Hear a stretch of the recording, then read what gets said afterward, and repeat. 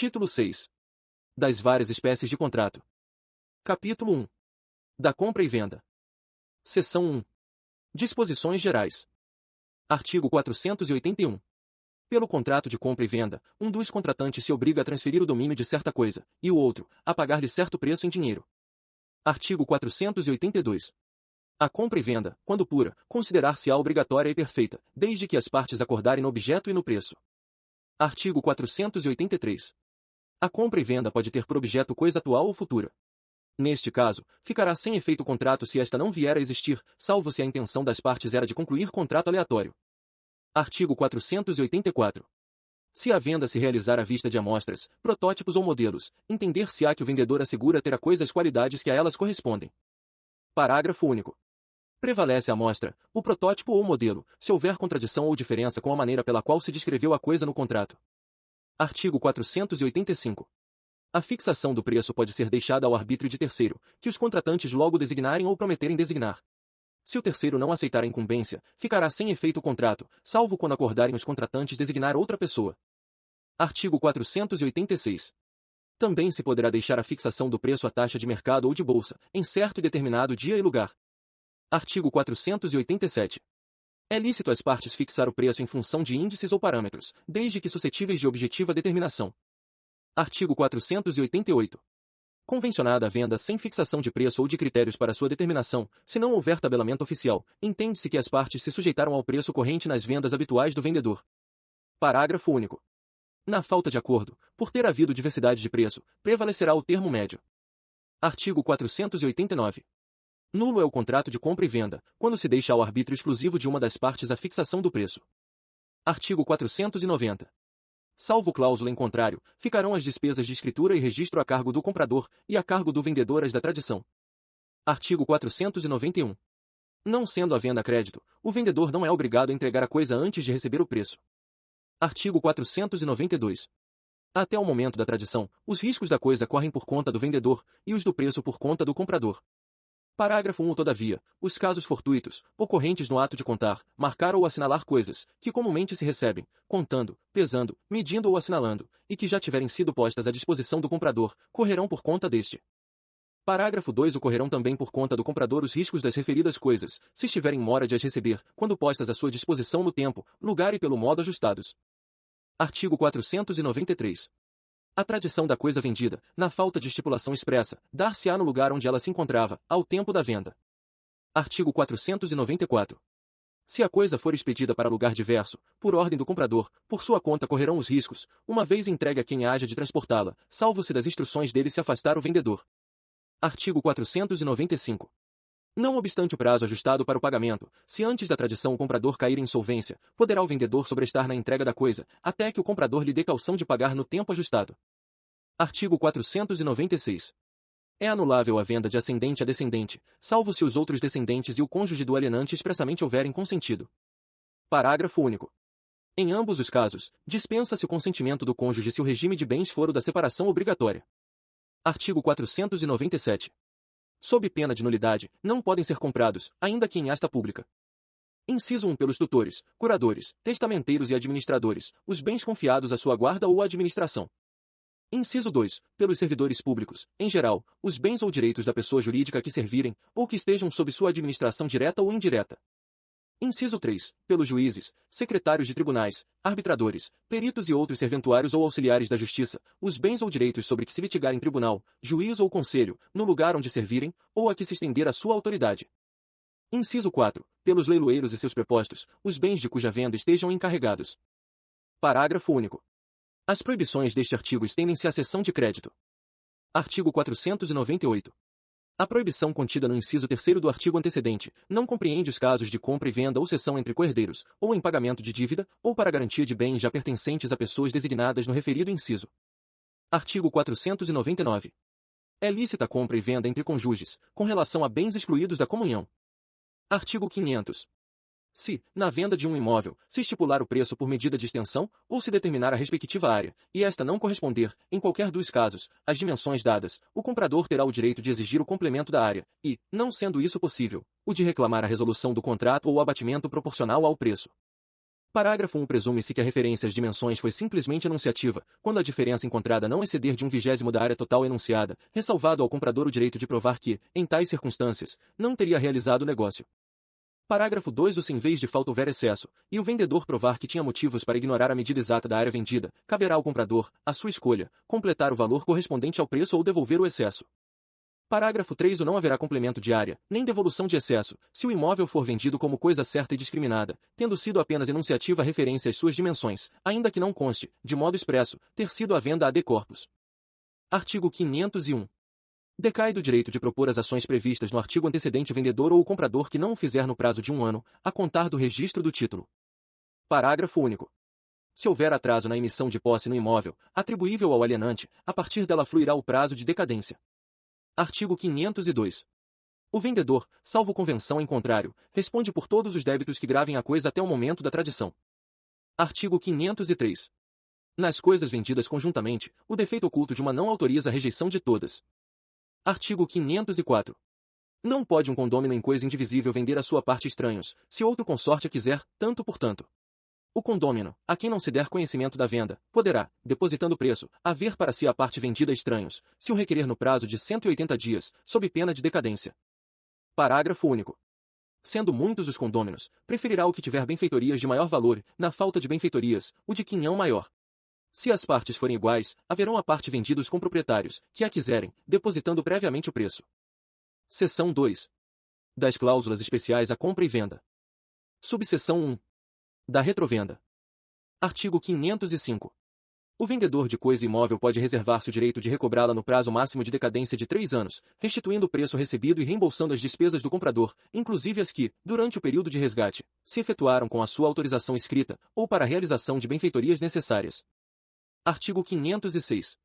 Se o comprador se recusar a receber as quantias a que faz jus, o vendedor, para exercer o direito de resgate, as depositará judicialmente. Parágrafo único.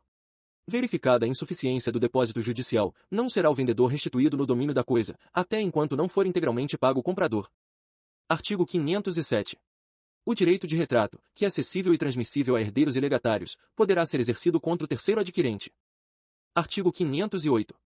Se a 2 ou mais pessoas couber o direito de retrato sobre o mesmo imóvel, e só uma o exercer, poderá o comprador intimar as outras para nele acordarem, prevalecendo o pacto em favor de quem haja efetuado o depósito, contanto que seja integral.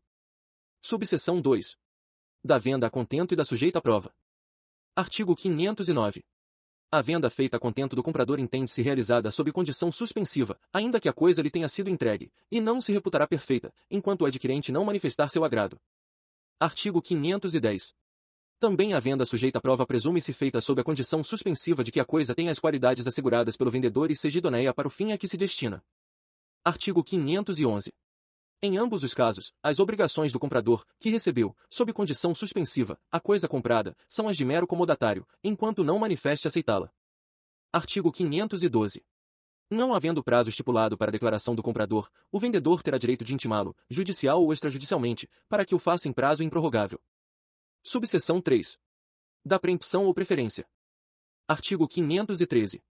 A preempção, ou preferência, impõe ao comprador a obrigação de oferecer ao vendedor a coisa que aquele vai vender, ou dar em pagamento, para que este use de seu direito de prelação na compra, tanto por tanto. Parágrafo único. O prazo para exercer o direito de preferência não poderá exceder a 180 dias, se a coisa for móvel, ou a 2 anos, se imóvel. Artigo 514. O vendedor pode também exercer o seu direito de prelação, intimando o comprador, quando lhe constar que este vai vender a coisa. Artigo 515. Aquele que exerce a preferência está, sob pena de a perder, obrigado a pagar, em condições iguais, o preço encontrado ou o ajustado. Artigo 516. Inexistindo prazo estipulado, o direito de preempção caducará, se a coisa for móvel, não se exercendo nos 3 dias, e, se for imóvel, não se exercendo nos 60 dias subsequentes à data em que o comprador tiver notificado o vendedor. Artigo 517. Quando o direito de preempção for estipulado a favor de 2 ou mais indivíduos em comum, só pode ser exercido em relação à coisa no seu todo. Se alguma das pessoas, a quem ele toque, perder ou não exercer o seu direito, poderão as demais utilizá-lo na forma sobredita. Artigo 518. Responderá por perdas e danos o comprador, se alienar a coisa sem ter dado ao vendedor ciência do preço e das vantagens que por ela lhe oferecem. Responderá solidariamente o adquirente, se tiver procedido de má-fé. Artigo 519. Se a coisa expropriada para fins de necessidade ou utilidade pública, ou por interesse social, não tiver o destino para que se desapropriou, ou não for utilizada em obras ou serviços públicos, caberá ao expropriado direito de preferência, pelo preço atual da coisa. Artigo 520. O direito de preferência não se pode ceder nem passa aos herdeiros. Subseção 4. Da venda com reserva de domínio. Artigo 521. Na venda de coisa móvel, pode o vendedor reservar para si a propriedade, até que o preço esteja integralmente pago. Artigo 522. A cláusula de reserva de domínio será estipulada por escrito e depende de registro no domicílio do comprador para valer contra terceiros. Artigo 523. Não pode ser objeto de venda com reserva de domínio a coisa insuscetível de caracterização perfeita, para extremá-la de outras congêneres.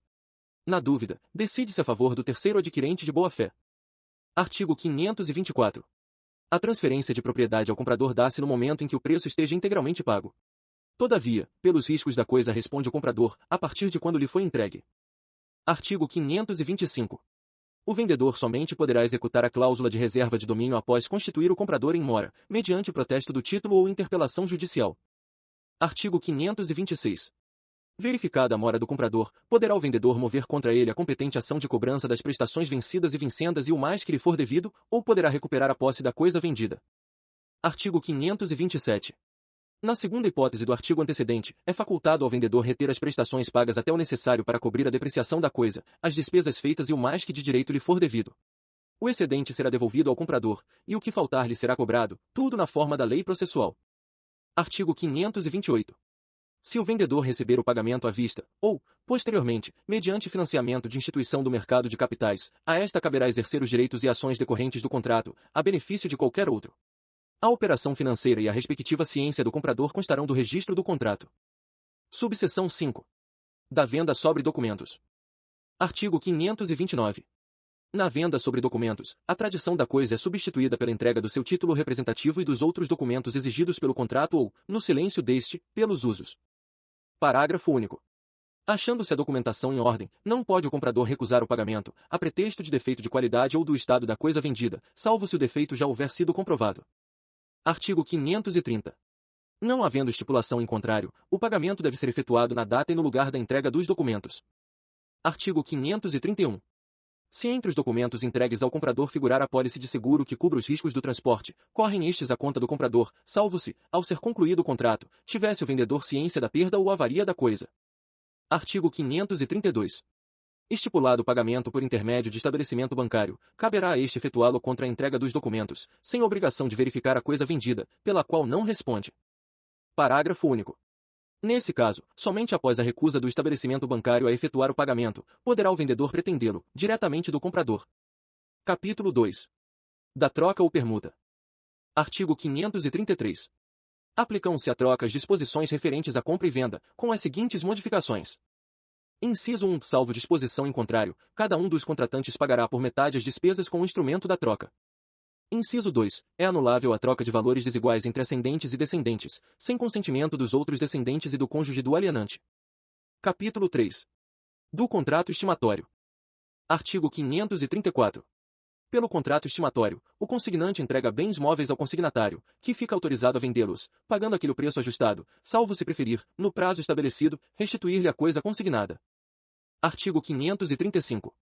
O consignatário não se exonera da obrigação de pagar o preço, se a restituição da coisa, em sua integridade, se tornar impossível, ainda que por fato a ele não imputável. Artigo 536. A coisa consignada não pode ser objeto de penhora ou sequestro pelos credores do consignatário, enquanto não pago integralmente o preço.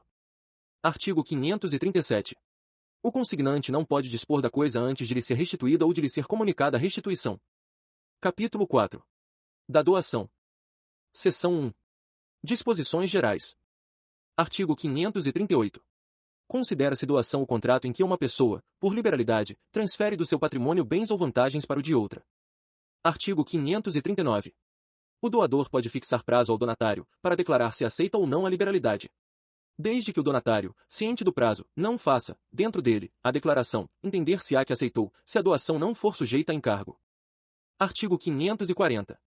A doação feita em contemplação do merecimento do donatário não perde o caráter de liberalidade, como não o perde a doação remuneratória, ou agravada, no excedente ao valor dos serviços remunerados ou ao encargo imposto. Artigo 541. A doação far-se-á por escritura pública ou instrumento particular. Parágrafo único. A doação verbal será válida, se, versando sobre bens móveis e de pequeno valor, se lhe seguir incontinenti a tradição. Artigo 542. A doação feita ao nascituro valerá, sendo aceita pelo seu representante legal. Artigo 543. Se o donatário for absolutamente incapaz, dispensa-se a aceitação, desde que se trate de doação pura. Artigo 544. A doação de ascendentes a descendentes, ou de um cônjuge a outro, importa adiantamento do que lhes cabe por herança. Artigo 545. A doação em forma de subvenção periódica ao beneficiado extingue-se morrendo o doador, salvo se este outra coisa dispuser, mas não poderá ultrapassar a vida do donatário. Artigo 546. A doação feita em contemplação de casamento futuro com certa e determinada pessoa, quer pelos nubentes entre si, quer por terceiro a um deles, a ambos, ou aos filhos que, de futuro, houverem um do outro, não pode ser impugnada por falta de aceitação, e só ficará sem efeito se o casamento não se realizar. Artigo 547. O doador pode estipular que os bens doados voltem ao seu patrimônio, se sobreviver ao donatário. Parágrafo único. Não prevalece cláusula de reversão em favor de terceiro. Artigo 548. É nula a doação de todos os bens sem reserva de parte, ou renda suficiente para a subsistência do doador. Artigo 549. Nula é também a doação quanto à parte que exceder a de que o doador, no momento da liberalidade, poderia dispor em testamento. Artigo 550. A doação do cônjuge adúltero ao seu cúmplice pode ser anulada pelo outro cônjuge, ou por seus herdeiros necessários, até 2 anos depois de dissolvida a sociedade conjugal. Artigo 551. Salvo declaração em contrário, a doação em comum a mais de uma pessoa entende-se distribuída entre elas por igual. Parágrafo único. Se os donatários, em tal caso, forem marido e mulher, subsistirá na totalidade a doação para o cônjuge sobrevivo. Artigo 552. O doador não é obrigado a pagar juros moratórios, nem é sujeito às consequências da evicção ou do vício redibitório. Nas doações para casamento com certa e determinada pessoa, o doador ficará sujeito à evicção, salvo convenção em contrário. Artigo 553. O donatário é obrigado a cumprir os encargos da doação, caso forem a benefício do doador, de terceiro, ou do interesse geral. Parágrafo único. Se desta última espécie for o encargo, o Ministério Público poderá exigir sua execução, depois da morte do doador, se este não tiver feito. Artigo 554. A doação à entidade futura caducará se, em 2 anos, esta não estiver constituída regularmente. Seção 2. Da revogação da doação. Artigo 555. A doação pode ser revogada por ingratidão do donatário, ou por inexecução do encargo. Artigo 556. Não se pode renunciar antecipadamente o direito de revogar a liberalidade por ingratidão do donatário. Artigo 557. Podem ser revogadas por ingratidão as doações. Inciso 1. Se o donatário atentou contra a vida do doador ou cometeu crime de homicídio doloso contra ele. Inciso 2. Se cometeu contra ele ofensa física. Inciso 3. Se o injuriou gravemente ou o caluniou. Inciso 4. Se, podendo ministrá-los, recusou ao doador os alimentos de que este necessitava. Artigo 558. Pode ocorrer também a revogação quando ofendido, nos casos do artigo anterior, for o cônjuge, ascendente, descendente, ainda que adotivo, ou irmão do doador. Artigo 559. A revogação por qualquer desses motivos deverá ser pleiteada dentro de 1 ano, a contar de quando chegue ao conhecimento do doador o fato que autorizar, e de ter sido donatário o seu autor. Artigo 560. O direito de revogar a doação não se transmite aos herdeiros do doador, nem prejudica os do donatário. Mas aqueles podem prosseguir na ação iniciada pelo doador, continuando-a contra os herdeiros do donatário, se este falecer depois de ajuizada a lide. Artigo 561. No caso de homicídio doloso do doador, a ação caberá aos seus herdeiros, exceto se aquele houver perdoado. Artigo 562. A doação onerosa pode ser revogada por inexecução do encargo, se o donatário incorrer em mora. Não havendo prazo para o cumprimento, o doador poderá notificar judicialmente o donatário, assinando-lhe prazo razoável para que cumpra a obrigação assumida. Artigo 563. A revogação por ingratidão não prejudica os direitos adquiridos por terceiros, nem obriga o donatário a restituir os frutos percebidos antes da citação válida, mas sujeita-o a pagar os posteriores, e, quando não possa restituir em espécie as coisas doadas, a indenizá-la pelo meio termo do seu valor. Artigo 564. Não se revogam por ingratidão. Inciso 1. As doações puramente remuneratórias. Inciso 2. As oneradas com encargo já cumprido. Inciso 3. As que se fizerem em cumprimento de obrigação natural. Inciso 4. As feitas para determinado casamento. Capítulo 5. Da locação de coisas. Artigo 565. Na locação de coisas, uma das partes se obriga a ceder à outra, por tempo determinado ou não, o uso e gozo de coisa não fungível, mediante certa retribuição. Artigo 566. O locador é obrigado. Inciso 1 a entregar ao locatário a coisa alugada, com suas pertenças, em estado de servir ao uso a que se destina, e a mantê-la nesse estado, pelo tempo do contrato, salvo cláusula expressa em contrário. Inciso 2. A garantir-lhe, durante o tempo do contrato, o uso pacífico da coisa. Artigo 567. Se, durante a locação, se deteriorar a coisa alugada, sem culpa do locatário, a este caberá pedir redução proporcional do aluguel, ou resolver o contrato, caso já não sirva a coisa para o fim a que se destinava. Artigo 568. O locador resguardará o locatário dos embaraços e turbações de terceiros, que tenham ou pretendam ter direitos sobre a coisa alugada, e responderá pelos seus vícios, ou defeitos, anteriores à locação. Artigo 569. O locatário é obrigado. Inciso 1 a servir-se da coisa alugada para os usos convencionados ou presumidos, conforme a natureza dela e as circunstâncias, bem como tratá-la com o mesmo cuidado como se sua fosse. Inciso 2. A pagar pontualmente o aluguel nos prazos ajustados, e, em falta de ajuste, segundo o costume do lugar. Inciso 3. A levar ao conhecimento do locador as turbações de terceiros, que se pretendam fundadas em direito. Inciso 4. A restituir a coisa, fim da locação, no estado em que a recebeu, salvas as deteriorações naturais ao uso regular. Artigo 570. Se o locatário empregar a coisa em uso diverso do ajustado, ou do a que se destina, ou se ela se danificar por abuso do locatário, poderá o locador, além de rescindir o contrato, exigir perdas e danos. Artigo 571. Havendo prazo estipulado a duração do contrato, antes do vencimento não poderá o locador reaver a coisa alugada, senão ressarcindo ao locatário as perdas e danos resultantes, nem o locatário devolvê-la ao locador, senão pagando, proporcionalmente, a multa prevista no contrato. Parágrafo único. O locatário gozará do direito de retenção, enquanto não for ressarcido. Artigo 572. Se a obrigação de pagar o aluguel pelo tempo que faltar constituir indenização excessiva, será facultado ao juiz fixá-la em bases razoáveis. Artigo 573. A locação por tempo determinado cessa de pleno direito fim do prazo estipulado, independentemente de notificação ou aviso. Artigo 574. Se, fim do prazo, o locatário continuar na posse da coisa alugada, sem oposição do locador, presumir-se-á prorrogada a locação pelo mesmo aluguel, mas sem prazo determinado. Artigo 575. Se, notificado o locatário, não restituir a coisa, pagará, enquanto a tiver em seu poder, o aluguel que o locador arbitrar, e responderá pelo dano que ela venha a sofrer, embora proveniente de caso fortuito. Parágrafo único. Se o aluguel arbitrado for manifestamente excessivo, poderá o juiz reduzi-lo, mas tendo sempre em conta o seu caráter de penalidade. Artigo 576. Se a coisa for alienada durante a locação, o adquirente não ficará obrigado a respeitar o contrato, se nele não for consignada a cláusula da sua vigência no caso de alienação, e não constar de registro. Parágrafo 1. O registro a que se refere este artigo será o de títulos e documentos do domicílio do locador, quando a coisa for móvel, e será o registro de imóveis da respectiva circunscrição, quando imóvel.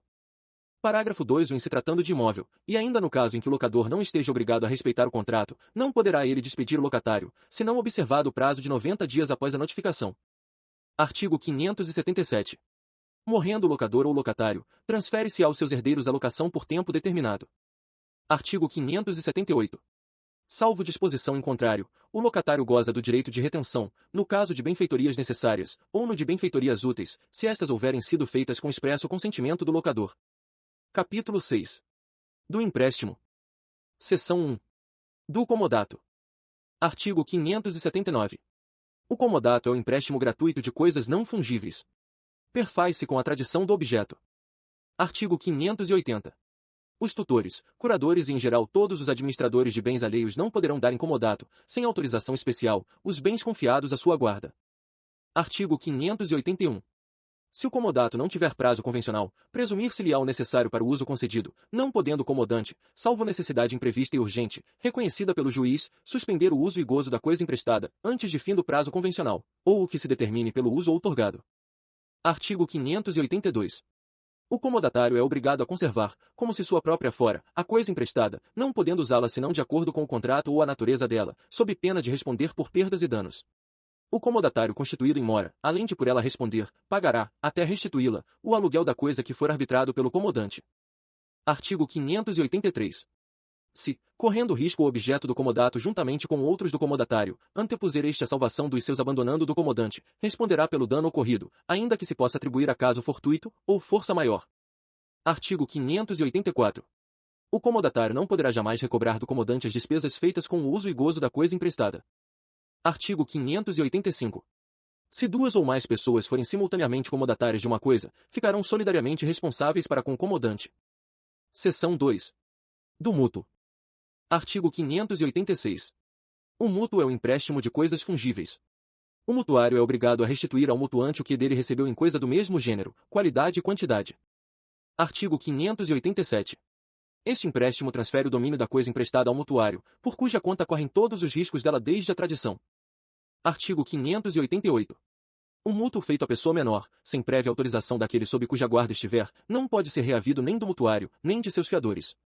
Artigo 589. Cessa a disposição do artigo antecedente.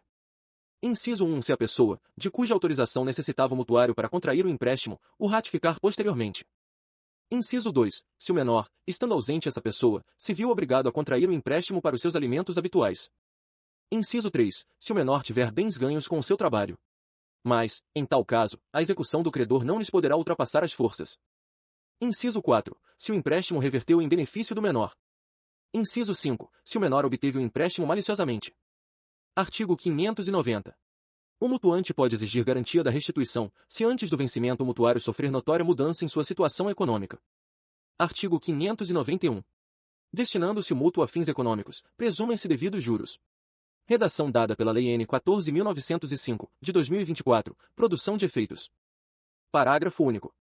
Se a taxa de juros não for pactuada, aplica-se a taxa legal prevista no artigo 406 deste Código.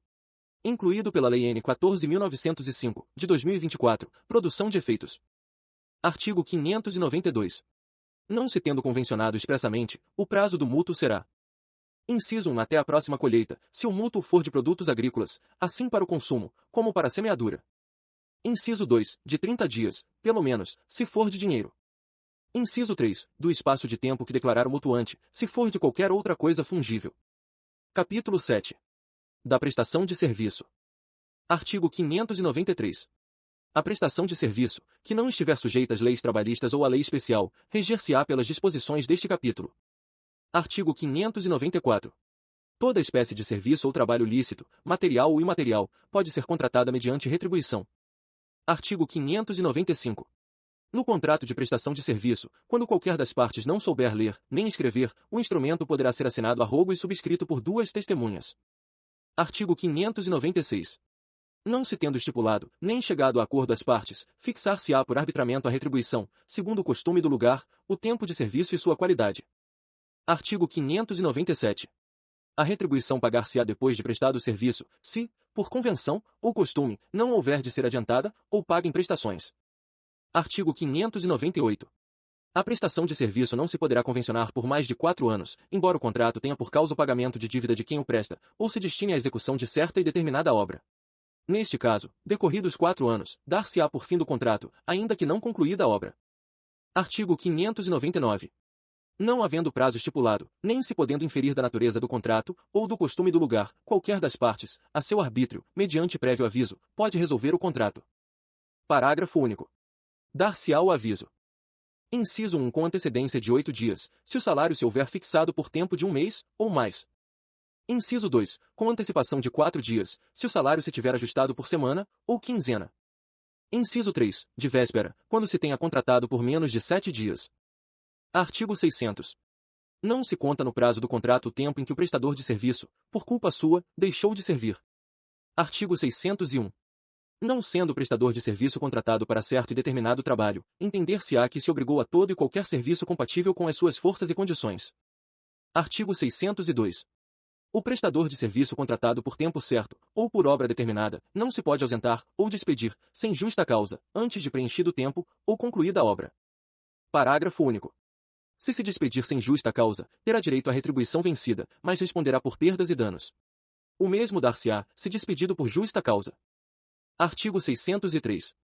Se o prestador de serviço for despedido sem justa causa, a outra parte será obrigada a pagar-lhe por inteiro a retribuição vencida, e por metade a que lhe tocaria de então ao termo legal do contrato. Artigo 604. Fim do contrato, o prestador de serviço tem direito a exigir da outra parte a declaração de que o contrato está findo. Igual direito lhe cabe, se for despedido sem justa causa, ou se tiver havido motivo justo para deixar o serviço. Artigo 605. Nem aquele a quem os serviços são prestados poderá transferir a outrem o direito aos serviços ajustados, nem o prestador de serviços, sem aprazimento da outra parte, dar substituto que os preste. Artigo 606. Se o serviço for prestado por quem não possua título de habilitação, ou não satisfaça requisitos outros estabelecidos em lei, não poderá quem os prestou cobrar a retribuição normalmente correspondente ao trabalho executado. Mas se deste resultar benefício para outra parte, o juiz atribuirá a quem o prestou uma compensação razoável, desde que tenha agido com boa-fé. Parágrafo único. Não se aplica a segunda parte deste artigo, quando a proibição da prestação de serviço resultar de lei de ordem pública. Artigo 607. O contrato de prestação de serviço acaba com a morte de qualquer das partes. Termina, ainda, pelo escoamento do prazo, pela conclusão da obra, pela rescisão do contrato mediante aviso prévio, por inadimplemento de qualquer das partes ou pela impossibilidade da continuação do contrato, motivada por força maior. Artigo 608. Aquele que aliciar pessoas obrigadas em contrato escrito a prestar serviço a outrem pagará a este a importância que ao prestador de serviço, pelo ajuste desfeito, houvesse de caber durante 2 anos. Artigo 609. A alienação do prédio agrícola, onde a prestação dos serviços se opera, não importa a rescisão do contrato, salvo ao prestador opção entre continuá-lo com o adquirente da propriedade ou com o primitivo contratante. Capítulo 8. Da empreitada. Artigo 610. O empreiteiro de uma obra pode contribuir para ela só com seu trabalho ou com ele e os materiais. Parágrafo 1. A obrigação de fornecer os materiais não se presume, resulta da lei ou da vontade das partes. Parágrafo 2. O contrato para elaboração de um projeto não implica a obrigação de executá-lo, ou de fiscalizar-lhe a execução. Artigo 611. Quando o empreiteiro fornece os materiais, correm por sua conta os riscos até o momento da entrega da obra, a contento de quem a encomendou, se este não estiver em mora de receber. Mas se estiver, por sua conta correrão os riscos. Artigo 612. Se o empreiteiro só forneceu mão de obra, todos os riscos em que não tiver culpa correrão por conta do dono. Artigo 613. Sendo a empreitada unicamente de lavor, artigo 610, se a coisa perecer antes de entregue, sem mora do dono nem culpa do empreiteiro, este perderá a retribuição, se não provar que a perda resultou de defeito dos materiais e que em tempo reclamará contra a sua quantidade ou qualidade. Artigo 614. Se a obra constar de partes distintas, ou for de natureza das que se determinam por medida, o empreiteiro terá direito a que também se verifique por medida, ou segundo as partes em que se dividir, podendo exigir o pagamento na proporção da obra executada. Parágrafo 1. Tudo o que se pagou presume-se verificado. Parágrafo 2. O que se mediu presume-se verificado se, em 30 dias, a contar da medição, não forem denunciados os vícios ou defeitos pelo dono da obra ou por quem estiver incumbido da sua fiscalização. Artigo 615. Concluída a obra de acordo com o ajuste, ou o costume do lugar, o dono é obrigado a recebê-la. Poderá, porém, rejeitá-la, se o empreiteiro se afastou das instruções recebidas e dos planos dados, ou das regras técnicas em trabalhos de tal natureza. Artigo 616. No caso da segunda parte do artigo antecedente, pode quem encomendou a obra, em vez de enjeitá-la, recebê-la com abatimento no preço. Artigo 617. O empreiteiro é obrigado a pagar os materiais que recebeu, se por imperícia ou negligência os inutilizar. Artigo 618. Nos contratos de empreitada de edifícios ou outras construções consideráveis, o empreiteiro de materiais e execução responderá, durante o prazo irredutível de 5 anos, pela solidez e segurança do trabalho, assim em razão dos materiais, como do solo. Parágrafo único. Decairá do direito assegurado neste artigo o dono da obra que não propuser ação contra o empreiteiro, nos 180 dias seguintes ao aparecimento do vício ou defeito. Artigo 619. Salvo estipulação em contrário, o empreiteiro que se incumbir de executar uma obra, segundo o plano aceito por quem a encomendou, não terá direito a exigir acréscimo no preço, ainda que sejam introduzidas modificações no projeto, a não ser que estas resultem de instruções escritas do dono da obra. Parágrafo único. Ainda que não tenha havido autorização escrita, o dono da obra é obrigado a pagar ao empreiteiro os aumentos e acréscimos, segundo o que for arbitrado, se, sempre presente à obra, por continuadas visitas, não podia ignorar o que se estava passando, e nunca protestou. Artigo 620. Se ocorrer diminuição no preço do material ou da mão de obra superior a 1/10 do preço global convencionado, poderá este ser revisto, a pedido do dono da obra, para que se lhe assegure a diferença apurada. Artigo 621. Sem anuência de seu autor, não pode o proprietário da obra introduzir modificações no projeto por ele aprovado, ainda que a execução seja confiada a terceiros, a não ser que, por motivos supervenientes ou razões de ordem técnica, fique comprovada a inconveniência ou a excessiva onerosidade de execução do projeto em sua forma originária. Parágrafo único. A proibição deste artigo não abrange alterações de pouca monta, ressalvada sempre a unidade estética da obra projetada. Artigo 622. Se a execução da obra for confiada a terceiros, a responsabilidade do autor do projeto respectivo, desde que não assuma a direção ou fiscalização daquela, ficará limitada aos danos resultantes de defeitos previstos no artigo 618 e seu parágrafo único. Artigo 623. Mesmo após iniciada a construção, pode o dono da obra suspendê-la, desde que pague ao empreiteiro as despesas e lucros relativos aos serviços já feitos, mais indenização razoável, calculada em função do que ele teria ganho, se concluída a obra. Artigo 624. Suspensa a execução da empreitada sem justa causa, responde o empreiteiro por perdas e danos. Artigo 625. Poderá o empreiteiro suspender a obra. Inciso 1 por culpa do dono, ou por motivo de força maior. Inciso 2. Quando, no decorrer dos serviços, se manifestarem dificuldades imprevisíveis de execução, resultantes de causas geológicas ou hídricas, ou outras semelhantes, de modo que torne a empreitada excessivamente onerosa, e o dono da obra se opuser ao reajuste do preço inerente ao projeto por ele elaborado, observados os preços. Inciso 3. Se as modificações exigidas pelo dono da obra, por seu vulto e natureza, forem desproporcionais ao projeto aprovado, ainda que o dono se disponha a arcar com o acréscimo de preço. Artigo 626. Não se extingue o contrato de empreitada pela morte de qualquer das partes, salvo se ajustado em consideração às qualidades pessoais do empreiteiro. Capítulo 9. Do depósito. Seção 1. Do depósito voluntário. Artigo 627. Pelo contrato de depósito recebe o depositário um objeto móvel, para guardar, até que o depositante o reclame. Artigo 628. O contrato de depósito é gratuito, exceto se houver convenção em contrário, se resultante de atividade negocial ou se o depositário o praticar por profissão. Parágrafo único. Se o depósito for oneroso e a retribuição do depositário não constar de lei, nem resultar de ajuste, será determinada pelos usos do lugar e, na falta destes, por arbitramento. Artigo 629. O depositário é obrigado a ter na guarda e conservação da coisa depositada o cuidado e diligência que costuma com o que lhe pertence, bem como a restituí-la, com todos os frutos e acrescidos, quando exige o depositante. Artigo 630. Se o depósito se entregou fechado, colado, selado ou lacrado, nesse mesmo estado se manterá. Artigo 631. Salvo disposição em contrário, a restituição da coisa deve dar-se no lugar em que tiver de ser guardada. As despesas de restituição correm por conta do depositante. Artigo 632. Se a coisa houver sido depositada no interesse de terceiro, e o depositário tiver sido cientificado deste fato pelo depositante, não poderá ele exonerar-se restituindo a coisa a este, sem consentimento daquele. Artigo 633. Ainda que o contrato fixe prazo à restituição, o depositário entregará o depósito logo que se lhe exija, salvo se tiver o direito de retenção a que se refere o artigo 644, se o objeto for judicialmente embargado, se sobre ele pender execução, notificada ao depositário, ou se houver motivo razoável de suspeitar que a coisa foi dolosamente obtida. Artigo 634. No caso do artigo antecedente, última parte, o depositário, expondo o fundamento da suspeita, requererá que se recolha o objeto ao depósito público. Artigo 635. Ao depositário será facultado, outro assim, requerer depósito judicial da coisa, quando, por motivo plausível, não a possa guardar, e o depositante não queira recebê-la. Artigo 636.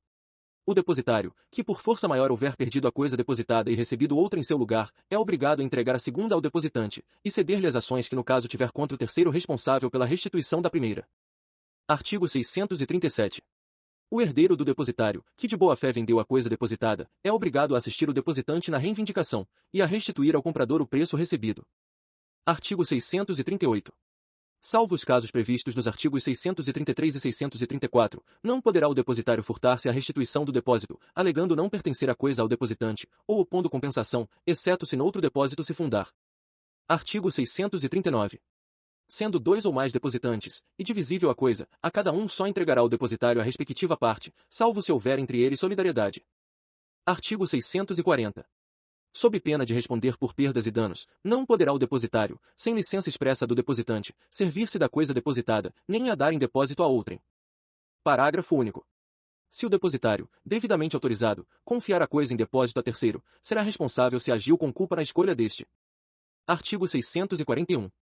Se o depositário se tornar incapaz, a pessoa que lhe assumir a administração dos bens diligenciará imediatamente restituir a coisa depositada e, não querendo ou não podendo o depositante recebê-la, recolhê-la ao depósito público ou promoverá a nomeação de outro depositário.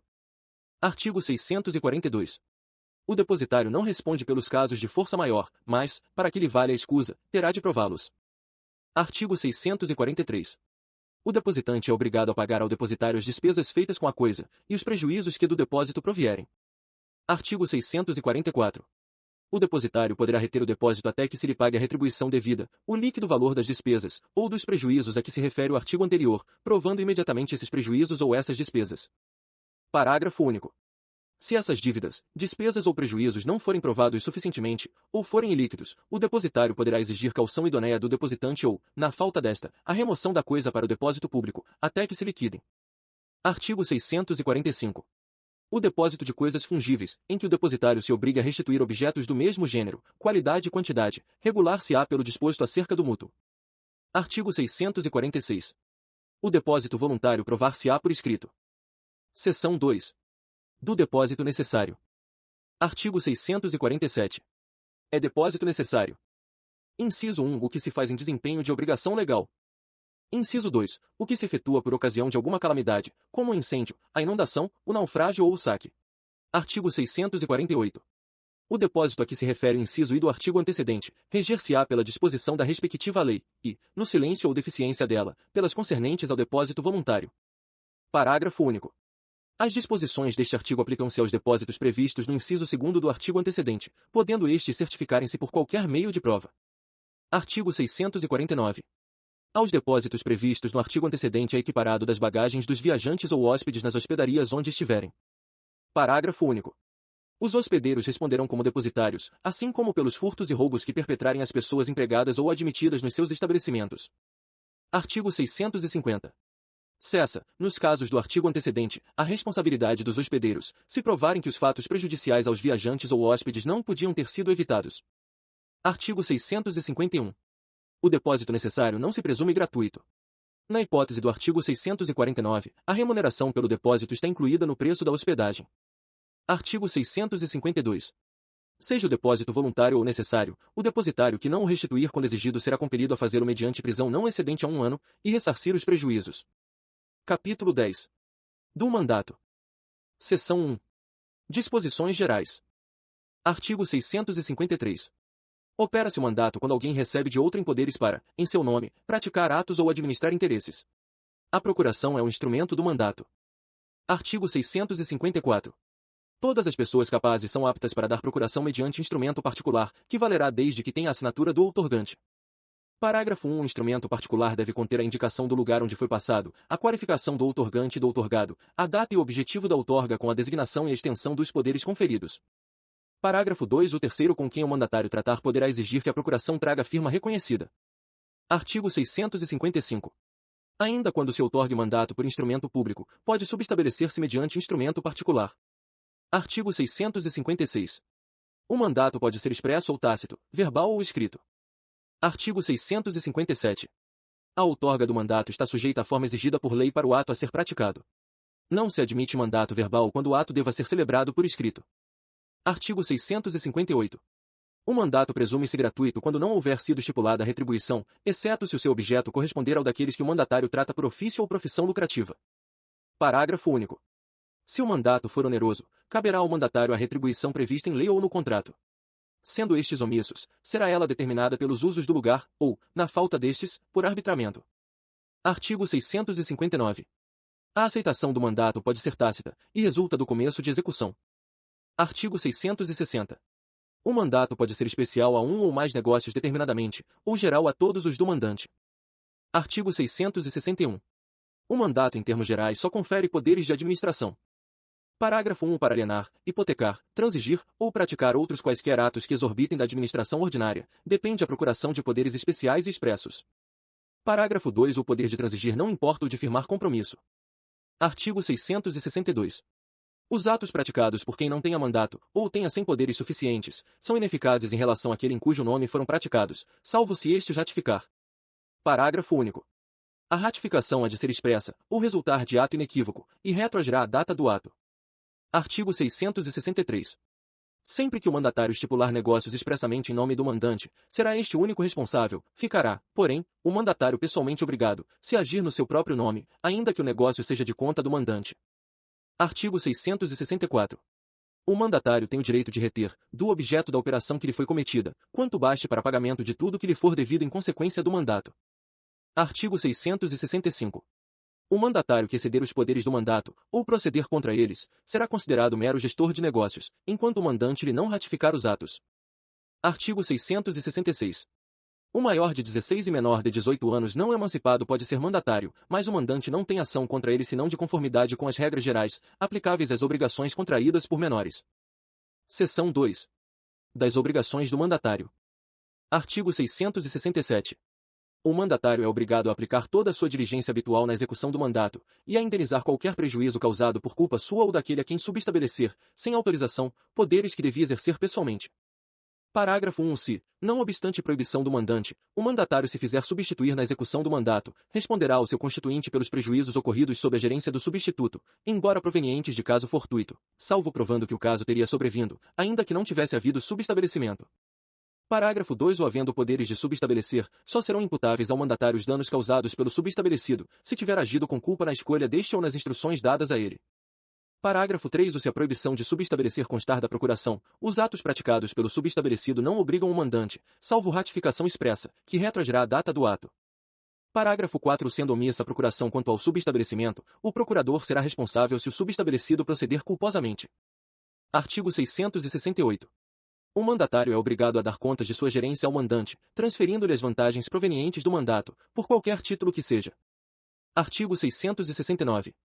O mandatário não pode compensar os prejuízos a que deu causa com os proveitos que, por outro lado, tenha granjeado ao seu constituinte. Artigo 670. Pelas somas que devia entregar ao mandante ou recebeu para despesa, mas empregou em proveito seu, pagará o mandatário juros, desde o momento em que abusou. Artigo 671. Se o mandatário, tendo fundos ou crédito do mandante, comprar, em nome próprio, algo que devera comprar para o mandante, por ter sido expressamente designado no mandato, terá esta ação para obrigá-lo à entrega da coisa comprada. Artigo 672. Sendo dois ou mais os mandatários nomeados no mesmo instrumento, qualquer deles poderá exercer os poderes outorgados, se não forem expressamente declarados conjuntos, nem especificamente designados para atos diferentes, ou subordinados a atos sucessivos. Se os mandatários forem declarados conjuntos, não terá eficácia o ato praticado sem interferência de todos, salvo havendo ratificação, que retroagirá a data do ato. Artigo 673. O terceiro que, depois de conhecer os poderes do mandatário, com ele celebrar negócio jurídico exorbitante do mandato, não tem ação contra o mandatário, salvo se este lhe prometeu ratificação do mandante ou se responsabilizou pessoalmente. Artigo 674. Embora ciente da morte, interdição ou mudança de estado do mandante, deve o mandatário concluir o negócio já começado, se houver perigo na demora. Seção 3. Das obrigações do mandante. Artigo 675. O mandante é obrigado a satisfazer todas as obrigações contraídas pelo mandatário, na conformidade do mandato conferido, e adiantar a importância das despesas necessárias à execução dele, quando o mandatário lhe o pedir. Artigo 676. É obrigado o mandante a pagar ao mandatário a remuneração ajustada e as despesas da execução do mandato, ainda que o negócio não surta o esperado efeito, salvo tendo o mandatário culpa. Artigo 677. As somas adiantadas pelo mandatário, para a execução do mandato, vencem juros desde a data do desembolso. Artigo 678. É igualmente obrigado o mandante a ressarcir ao mandatário as perdas que este sofrer com a execução do mandato, sempre que não resultem de culpa sua ou de excesso de poderes. Artigo 679.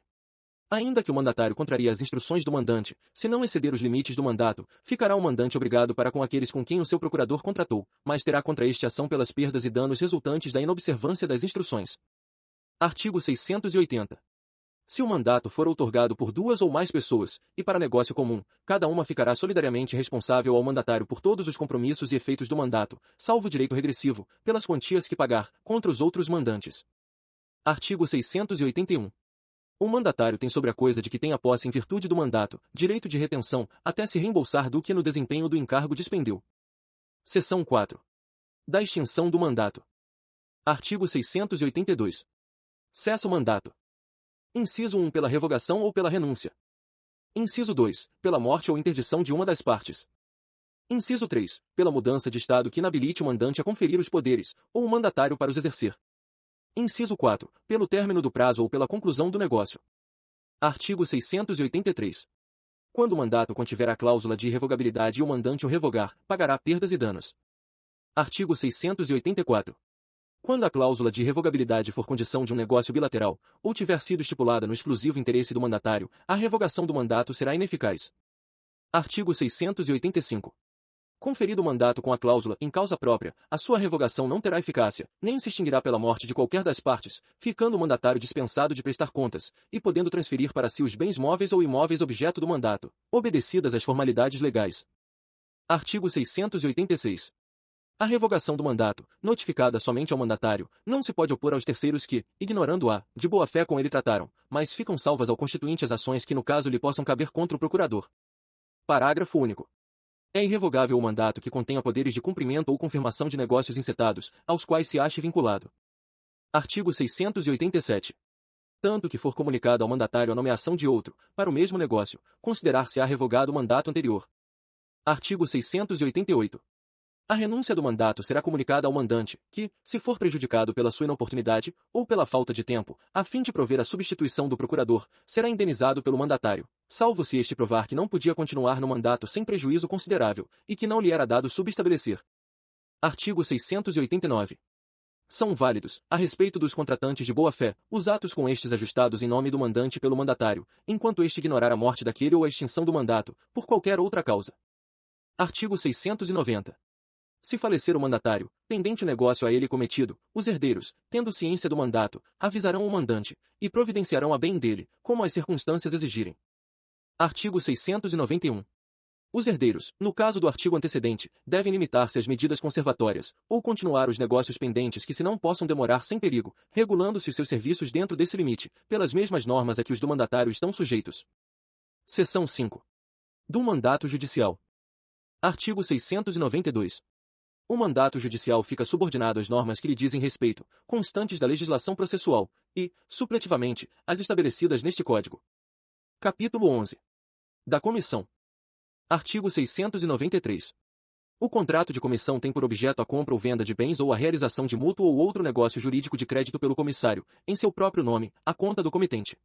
Redação dada pela Lei N. 14.690, de 2023, vigência. Artigo 694. O comissário fica diretamente obrigado para com as pessoas com quem contratar, sem que estas tenham ação contra o comitente, nem este contra elas, salvo se o comissário ceder seus direitos a qualquer das partes. Artigo 695. O comissário é obrigado a agir de conformidade com as ordens e instruções do comitente, devendo, na falta destas, não podendo pedi-las a tempo, proceder segundo os usos em casos semelhantes. Parágrafo único. Ter-se-ão por justificados os atos do comissário, se deles houver resultado vantagem para o comitente, e ainda no caso em que, não admitindo demora a realização do negócio, o comissário agiu de acordo com os usos. Artigo 696. No desempenho das suas incumbências o comissário é obrigado a agir com cuidado e diligência, não só para evitar qualquer prejuízo ao comitente, mas ainda para lhe proporcionar o lucro que razoavelmente se podia esperar do negócio. Parágrafo único. Responderá o comissário, salvo motivo de força maior, por qualquer prejuízo que, por ação ou omissão, ocasionar ao comitente. Artigo 697. O comissário não responde pela insolvência das pessoas com quem tratar, exceto em caso de culpa e no do artigo seguinte. Artigo 698. Se do contrato de comissão constar a cláusula deo credere, responderá o comissário solidariamente com as pessoas com que houver tratado em nome do comitente, caso em que, salvo estipulação em contrário, o comissário tem direito à remuneração mais elevada, para compensar o ônus assumido. Parágrafo único. A cláusula deo credere de que trata o caput deste artigo poderá ser parcial. Incluído Lei N. 14.690, de 2023, vigência. Artigo 699.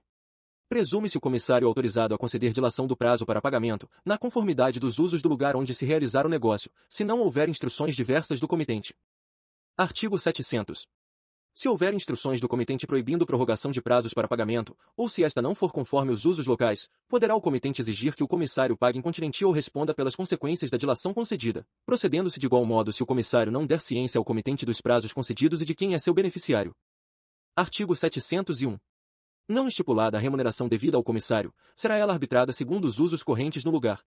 Artigo 702. No caso de morte do comissário, ou, quando, por motivo de força maior, não puder concluir o negócio, será devida pelo comitente uma remuneração proporcional aos trabalhos realizados. Artigo 703. Ainda que tenha dado motivo à dispensa, terá o comissário direito a ser remunerado pelos serviços úteis prestados ao comitente, ressalvado a este o direito de exigir daquele os prejuízos sofridos. Artigo 704.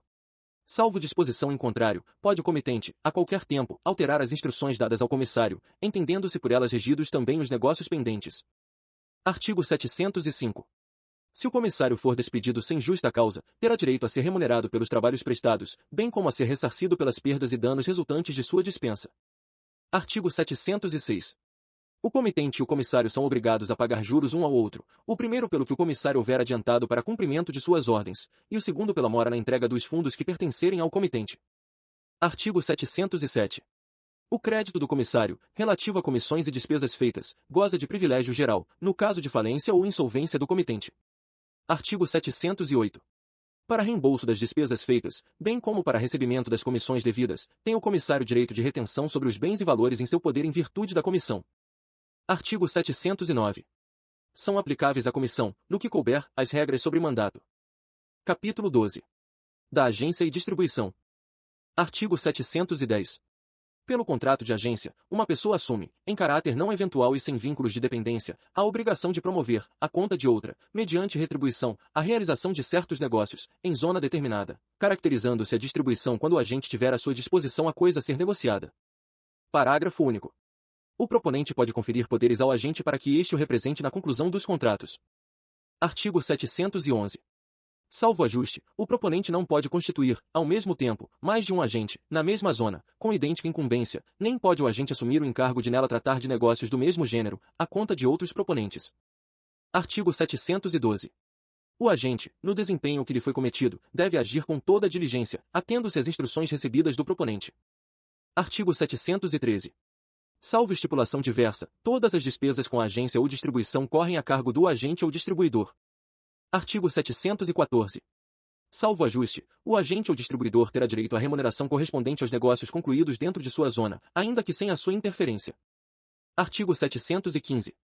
O agente ou distribuidor tem direito à indenização se o proponente, sem justa causa, cessar o atendimento das propostas ou reduzi-lo tanto que se torna antieconômica a continuação do contrato. Artigo 716. A remuneração será devida ao agente também quando o negócio deixar de ser realizado por fato imputável ao proponente. Artigo 717. Ainda que dispensado por justa causa, terá o agente direito a ser remunerado pelos serviços úteis prestados ao proponente, sem embargo de haver este perdas e danos pelos prejuízos sofridos. Artigo 718. Se a dispensa se der sem culpa do agente, terá ele direito à remuneração até então devida, inclusive sobre os negócios pendentes, além das indenizações previstas em lei especial. Artigo 719. Se o agente não puder continuar o trabalho por motivo de força maior, terá direito à remuneração correspondente aos serviços realizados, cabendo esse direito aos herdeiros no caso de morte. Artigo 720. Se o contrato for por tempo indeterminado, qualquer das partes poderá resolvê-lo, mediante aviso prévio de 90 dias, desde que transcorrido o prazo compatível com a natureza e o vulto do investimento exigido do agente. Parágrafo único. No caso de divergência entre as partes, o juiz decidirá da razoabilidade do prazo e do valor devido. Artigo 721. Aplicam-se ao contrato de agência e distribuição, no que couber, as regras concernentes ao mandato e à comissão e as constantes de lei especial. Capítulo 13. Da corretagem. Artigo 722. Pelo contrato de corretagem, uma pessoa, não ligada a outra em virtude de mandato, de prestação de serviços ou por qualquer relação de dependência, obriga-se a obter para a segunda um ou mais negócios, conforme as instruções recebidas. Artigo 723. O corretor é obrigado a executar a mediação com diligência e prudência, e a prestar ao cliente, espontaneamente, todas as informações sobre o andamento do negócio. Redação dada pela Lei N. 12.236, de 2010. Parágrafo único. Sob pena de responder por perdas e danos, o corretor prestará ao cliente todos os esclarecimentos acerca da segurança ou do risco do negócio, das alterações de valores e de outros fatores que possam influir nos resultados da incumbência. Incluído pela Lei N. 12.236, de 2010. Artigo 724. A remuneração do corretor, se não estiver fixada em lei, nem ajustada entre as partes, será arbitrada segundo a natureza do negócio e os usos locais. Artigo 725. A remuneração é devida ao corretor uma vez que tenha conseguido o resultado previsto no contrato de mediação, ou ainda que este não se efetive em virtude de arrependimento das partes. Artigo 726. Iniciado e concluído o negócio diretamente entre as partes, nenhuma remuneração será devida ao corretor, mas se, por escrito, for ajustada a corretagem com exclusividade, terá o corretor direito à remuneração integral, ainda que realizado o negócio sem a sua mediação, salvo se comprovada sua inércia ou ociosidade. Artigo 727. Se, por não haver prazo determinado, o dono do negócio dispensar o corretor, e o negócio se realizar posteriormente, como fruto da sua mediação, a corretagem lhe será devida, igual solução se adotará se o negócio se realizar após a decorrência do prazo contratual, mas por efeito dos trabalhos do corretor. Artigo 728. Se o negócio se concluir com a intermediação de mais de um corretor, a remuneração será paga a todos em partes iguais, salvo ajuste em contrário. Artigo 729. Os preceitos sobre corretagem constantes deste Código não excluem a aplicação de outras normas da legislação especial. Capítulo 14. Do transporte. Seção 1. Disposições gerais. Artigo 730. Pelo contrato de transporte alguém se obriga, mediante retribuição, a transportar, de um lugar para outro, pessoas ou coisas. Artigo 731. O transporte exercido em virtude de autorização, permissão ou concessão, rege-se pelas normas regulamentares e pelo que for estabelecido naqueles atos, sem prejuízo do disposto neste Código. Artigo 732. Aos contratos de transporte, em geral, são aplicáveis, quando couber, desde que não contrariem as disposições deste Código, os preceitos constantes da legislação especial e de tratados e convenções internacionais. Artigo 733. Nos contratos de transporte cumulativo, cada transportador se obriga a cumprir o contrato relativamente ao respectivo percurso, respondendo pelos danos nele causados a pessoas e coisas. Parágrafo 1. O dano, resultante do atraso ou da interrupção da viagem, será determinado em razão da totalidade do percurso. Parágrafo 2. Se houver substituição de algum dos transportadores no decorrer do percurso, a responsabilidade solidária estender-se-á ao substituto. Seção 2. Do transporte de pessoas. Artigo 734. O transportador responde pelos danos causados às pessoas transportadas e suas bagagens, salvo motivo de força maior, sendo nula qualquer cláusula excludente da responsabilidade. Parágrafo único. É lícito ao transportador exigir a declaração do valor da bagagem a fim de fixar o limite da indenização. Artigo 735. A responsabilidade contratual do transportador por acidente com o passageiro não é elidida por culpa de terceiro, contra o qual tem ação regressiva. Artigo 736. Não se subordina às normas do contrato de transporte o feito gratuitamente, por amizade ou cortesia. Parágrafo único. Não se considera gratuito o transporte quando, embora feito sem remuneração, o transportador oferir vantagens indiretas. Artigo 737. O transportador está sujeito aos horários e itinerários previstos, sob pena de responder por perdas e danos, salvo motivo de força maior. Artigo 738. A pessoa transportada deve sujeitar-se às normas estabelecidas pelo transportador, constantes no bilhete ou afixadas à vista dos usuários, abstendo-se de quaisquer atos que causem incômodo ou prejuízo aos passageiros, danifiquem o veículo, ou dificultem ou impeçam a execução normal do serviço. Parágrafo único. Se o prejuízo sofrido pela pessoa transportada for atribuível à transgressão de normas e instruções regulamentares, o juiz reduzirá equitativamente a indenização, na medida em que a vítima houver concorrido para a ocorrência do dano. Artigo 739. O transportador não pode recusar passageiros, salvo os casos previstos nos regulamentos, ou se as condições de higiene ou de saúde do interessado justificarem. Artigo 740. O passageiro tem direito a rescindir o contrato de transporte antes de iniciada a viagem, sendo-lhe devida a restituição do valor da passagem, desde que feita a comunicação ao transportador em tempo de ser renegociada. Parágrafo 1. Ao passageiro é facultado desistir do transporte, mesmo depois de iniciada a viagem, sendo-lhe devida a restituição do valor correspondente ao trecho não utilizado, desde que provado que outra pessoa haja sido transportada em seu lugar. Parágrafo 2. O não terá direito ao reembolso do valor da passagem o usuário que deixar de embarcar, salvo se provado que outra pessoa foi transportada em seu lugar, caso em que lhe será restituído o valor do bilhete não utilizado. Parágrafo 3. Nas hipóteses previstas neste artigo, o transportador terá direito de reter até 5% da importância a ser restituída ao passageiro, a título de multa compensatória. Artigo 741. Interrompendo-se a viagem por qualquer motivo alheio à vontade do transportador, ainda que em consequência de evento imprevisível, fica ele obrigado a concluir o transporte contratado em outro veículo da mesma categoria, ou, com a anuência do passageiro, por modalidade diferente, à sua custa, correndo também por sua conta as despesas de estada e alimentação do usuário, durante a espera de novo transporte. Artigo 742. O transportador, uma vez executado o transporte, tem direito de retenção sobre a bagagem de passageiro e outros objetos pessoais deste, para garantir-se do pagamento do valor da passagem que não tiver sido feito no início ou durante o percurso. Seção 3. Do transporte de coisas. Artigo 743. A coisa, entregue ao transportador, deve estar caracterizada pela sua natureza, valor, peso e quantidade, e o mais que for necessário para que não se confunda com outras, devendo o destinatário ser indicado ao menos pelo nome e endereço. Artigo 744. Ao receber a coisa, o transportador emitirá conhecimento com a menção dos dados que a identifiquem, obedecido o disposto em lei especial. Parágrafo único. O transportador poderá exigir que o remetente lhe entregue, devidamente assinada, a relação discriminada das coisas a serem transportadas, em duas vias, uma das quais, por ele devidamente autenticada, ficará fazendo parte integrante do conhecimento. Artigo 745. Em caso de informação inexata ou falsa descrição no documento a que se refere o artigo antecedente, será o transportador indenizado pelo prejuízo que sofrer, devendo a ação respectiva ser ajuizada no prazo de 120 dias, a contar daquele ato, sob pena de decadência. Artigo 746. Poderá o transportador recusar a coisa cuja embalagem seja inadequada, bem como a que possa pôr em risco a saúde das pessoas, ou danificar o veículo e outros bens. Artigo 747. O transportador deverá obrigatoriamente recusar a coisa cujo transporte ou comercialização não sejam permitidos, ou que venha desacompanhada dos documentos exigidos por lei ou regulamento. Artigo 748.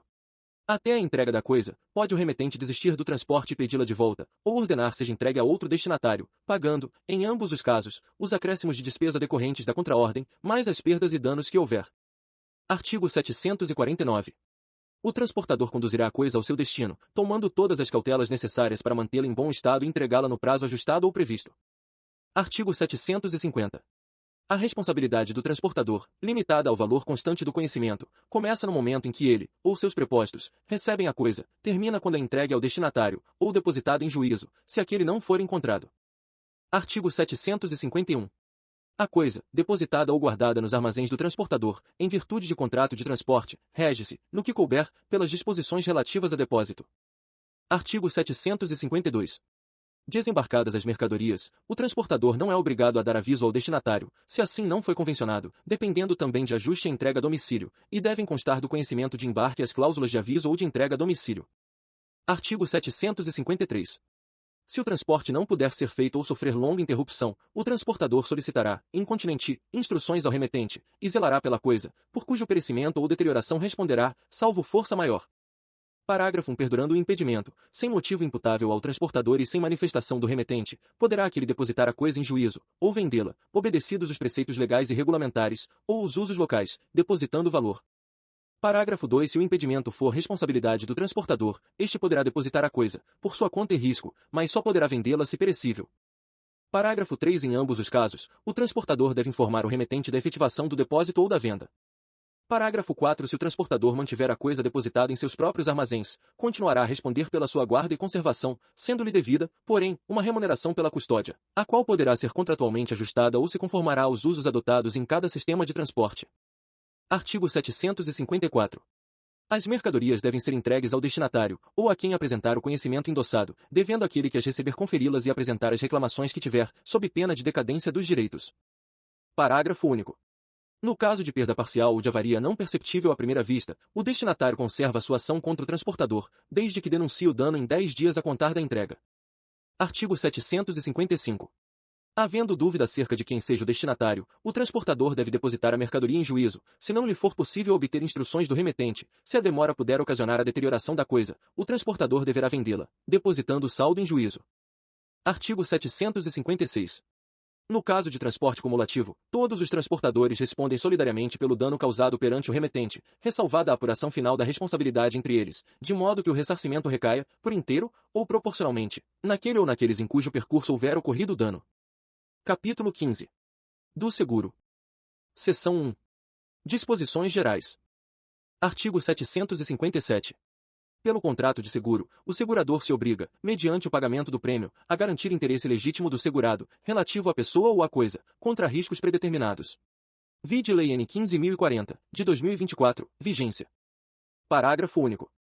Somente pode ser parte, no contrato de seguro, como segurador, entidade para tal fim legalmente autorizada. Artigo 758. O contrato de seguro prova-se com a exibição da apólice ou do bilhete do seguro, e, na falta deles, por documento comprobatório do pagamento do respectivo prêmio.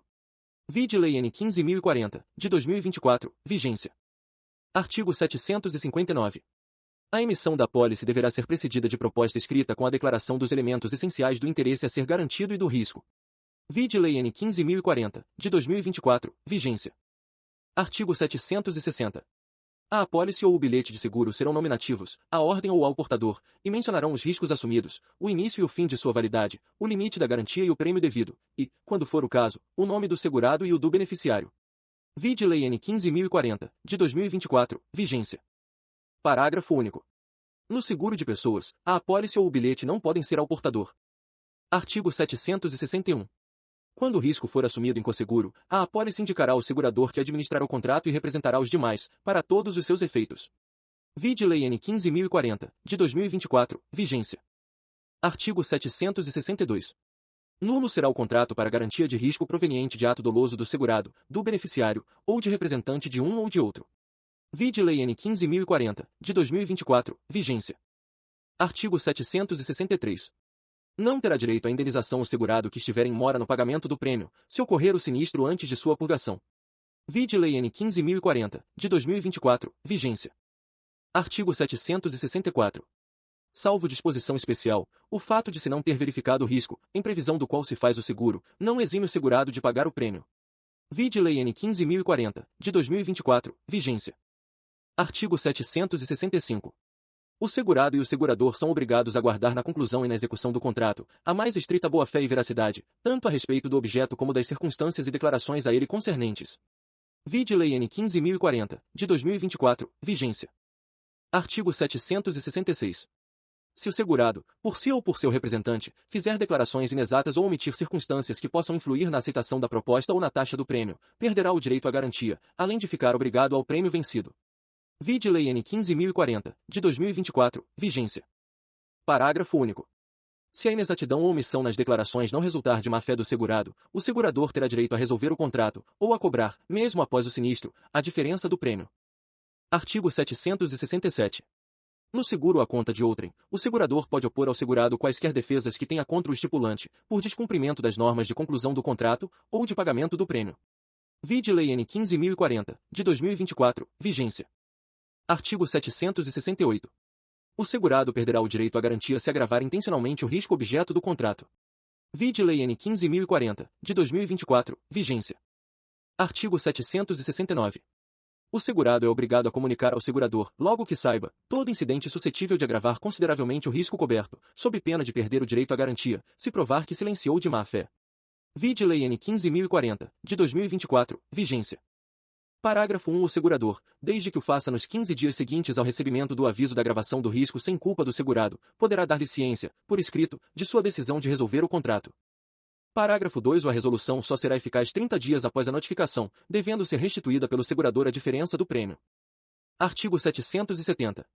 Salvo disposição em contrário, a diminuição do risco no curso do contrato não acarreta a redução do prêmio estipulado, mas, se a redução do risco for considerável, o segurado poderá exigir a revisão do prêmio, ou a resolução do contrato. Vide Lei N. 15.040, de 2024, vigência. Artigo 771.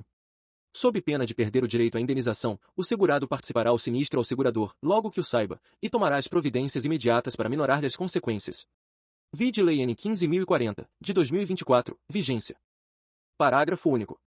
Correm à conta do segurador, até o limite fixado no contrato, as despesas de salvamento consequente ao sinistro. Artigo 772. A mora do segurador em pagar o sinistro obriga a atualização monetária da indenização devida, sem prejuízo dos juros moratórios. Redação dada pela Lei N. 14.905, de 2024, produção de efeitos, vide Lei N. 15.040, de 2024, vigência. Artigo 773. O segurador que, ao tempo do contrato, sabe estar passado o risco de que o segurado se pretende cobrir, e, não obstante, expede a apólice, pagará em dobro o prêmio estipulado. Vide Lei N. 15.040, de 2024, vigência. Artigo 774. A recondução tácita do contrato pelo mesmo prazo, mediante expressa cláusula contratual, não poderá operar mais de uma vez. Vide Lei N. 15.040, de 2024, vigência. Artigo 775. Os agentes autorizados do segurador presumem-se seus representantes para todos os atos relativos aos contratos que agenciarem. Vide Lei N. 15.040, de 2024, vigência. Artigo 776. O segurador é obrigado a pagar em dinheiro o prejuízo resultante do risco assumido, salvo se convencionada a reposição da coisa. Vide Lei N. 15.040, de 2024, vigência. Artigo 777. O disposto no presente capítulo aplica-se, no que couber, aos seguros regidos por leis próprias. Vide Lei N. 15.040, de 2024, vigência. Seção 2. Do seguro de dano. Artigo 778. Nos seguros de dano, a garantia prometida não pode ultrapassar o valor do interesse segurado no momento da conclusão do contrato, sob pena do disposto no artigo 766, e sem prejuízo da ação penal que no caso couber. Vide Lei N. 15.040, de 2024, vigência. Artigo 779. O risco do seguro compreenderá todos os prejuízos resultantes ou consequentes, como sejam os estragos ocasionados para evitar o sinistro, minorar o dano, ou salvar a coisa. Vide Lei N. 15.040, de 2024, vigência. Artigo 780. A vigência da garantia, no seguro de coisas transportadas, começa no momento em que são pelo transportador recebidas, e cessa com a sua entrega ao destinatário. Vide Lei N. 15.040, de 2024, vigência. Artigo 781. A indenização não pode ultrapassar o valor do interesse segurado no momento do sinistro, e, em hipótese alguma, o limite máximo da garantia fixado na apólice, salvo em caso de mora do segurador. Vide Lei N. 15.040, de 2024, vigência. Artigo 782. O segurado que, na vigência do contrato, pretender obter novo seguro sobre o mesmo interesse, e contra o mesmo risco junto a outro segurador, deve previamente comunicar sua intenção por escrito ao primeiro, indicando a soma por que pretende segurar-se, a fim de se comprovar a obediência ao disposto no artigo 778.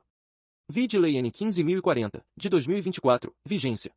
Artigo 783. Salvo disposição em contrário, o seguro de um interesse por menos do que vale acarreta a redução proporcional da indenização, no caso de sinistro parcial. Vide Lei N. 15.040, de 2024, vigência.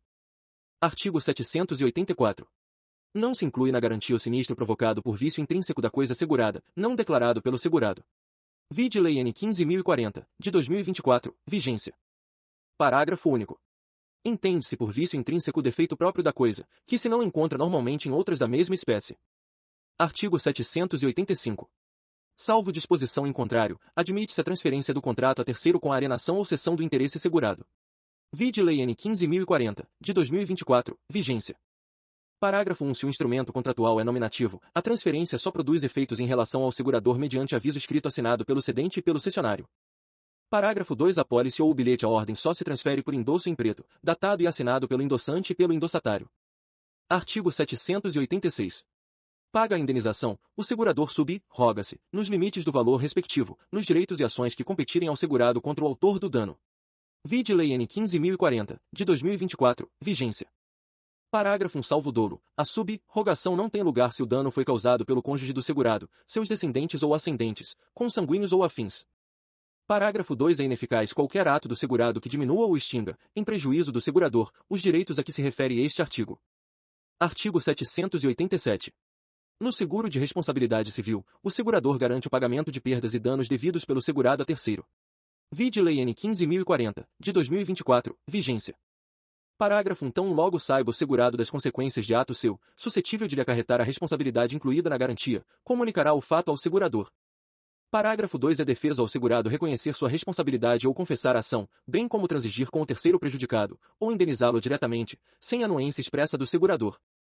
Parágrafo 3. Intentada a ação contra o segurado, dará este ciência da lide ao segurador. Parágrafo 4. Subsistirá a responsabilidade do segurado perante o terceiro, se o segurador for insolvente. Artigo 788.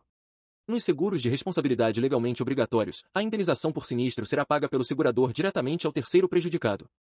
Vide Lei N. 15.040, de 2024, vigência.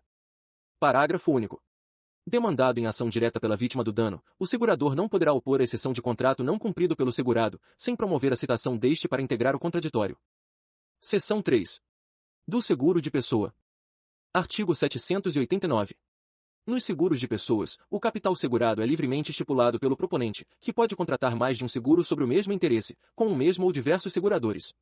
Vide Lei N. 15.040, de 2024, vigência. Artigo 790. No seguro sobre a vida de outros, o proponente é obrigado a declarar, sob pena de falsidade, o seu interesse pela preservação da vida do segurado. Vide Lei N. 15.040, de 2024, vigência. Parágrafo único. Até prova em contrário, presume-se o interesse, quando o segurado é cônjuge, ascendente ou descendente do proponente. Artigo 791. Se o segurado não renunciar à faculdade, ou se o seguro não tiver como causa declarada a garantia de alguma obrigação, é lícita a substituição do beneficiário, por ato entre vivos ou de última vontade. Vide Lei N. 15.040, de 2024, vigência. Parágrafo único. O segurador, que não for cientificado oportunamente da substituição, desobrigar-se-á pagando o capital segurado ao antigo beneficiário. Artigo 792. Na falta de indicação da pessoa ou beneficiário, ou se por qualquer motivo não prevalecer a que for feita, o capital segurado será pago por metade ao cônjuge não separado judicialmente, e o restante aos herdeiros do segurado, obedecida a ordem da vocação hereditária. Vide Lei N. 15.040, de 2024, vigência. Parágrafo único. Na falta das pessoas indicadas neste artigo, serão beneficiários os que provarem que a morte do segurado os privou dos meios necessários à subsistência. Artigo 793. É válida a instituição do companheiro como beneficiário, se ao tempo do contrato o segurado era separado judicialmente, ou já se encontrava separado de fato. Vide Lei N. 15.040, de 2024, vigência. Artigo 794. No seguro de vida ou de acidentes pessoais para o caso de morte, o capital estipulado não está sujeito às dívidas do segurado, nem se considera herança para todos os efeitos de direito. Vide Lei N. 15.040, de 2024, vigência. Artigo 795. É nula, no seguro de pessoa, qualquer transação para pagamento reduzido do capital segurado. Vide Lei N. 15.040, de 2024, vigência. Artigo 796. O prêmio, no seguro de vida, será conveniado por prazo limitado, ou por toda a vida do segurado. Vide Lei N. 15.040, de 2024, vigência. Parágrafo único. Em qualquer hipótese, no seguro individual, o segurador não terá ação para cobrar o prêmio vencido, cuja falta de pagamento, nos prazos previstos, acarretará, conforme se estipular, a resolução do contrato, com a restituição da reserva já formada, ou a redução do capital garantido proporcionalmente ao prêmio pago. Artigo 797. No seguro de vida para o caso de morte, é lícito estipular-se um prazo de carência, durante o qual o segurador não responde pela ocorrência do sinistro. Vide Lei N. 15.040, de 2024, vigência. Parágrafo único. No caso deste artigo, o segurador é obrigado a devolver ao beneficiário o montante da reserva técnica já formada. Artigo 798. O beneficiário não tem direito ao capital estipulado quando o segurado se suicida nos primeiros 2 anos de vigência inicial do contrato, ou da sua recondução depois de suspenso, observado o disposto no parágrafo único do artigo antecedente. Vide Lei N. 15.040, de 2024, vigência. Parágrafo único. Ressalvada a hipótese prevista neste artigo, é nula a cláusula contratual que exclui o pagamento do capital por suicídio do segurado. Artigo 799.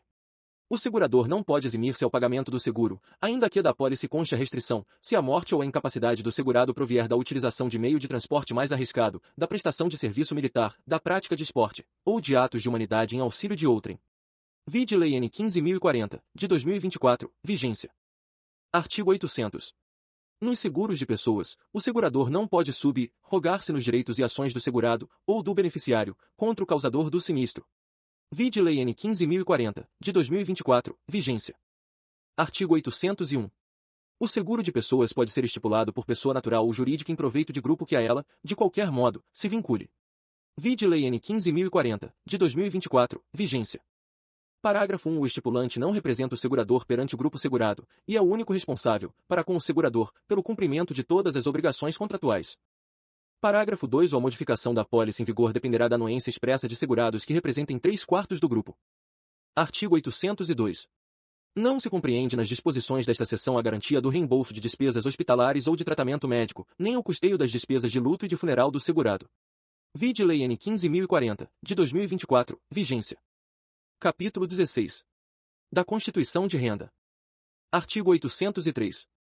Pode uma pessoa, pelo contrato de constituição de renda, obrigar-se para com outra a uma prestação periódica, a título gratuito. Artigo 804. O contrato pode ser também a título oneroso, entregando-se bens móveis ou imóveis à pessoa que se obriga a satisfazer as prestações a favor do credor ou de terceiros. Artigo 805.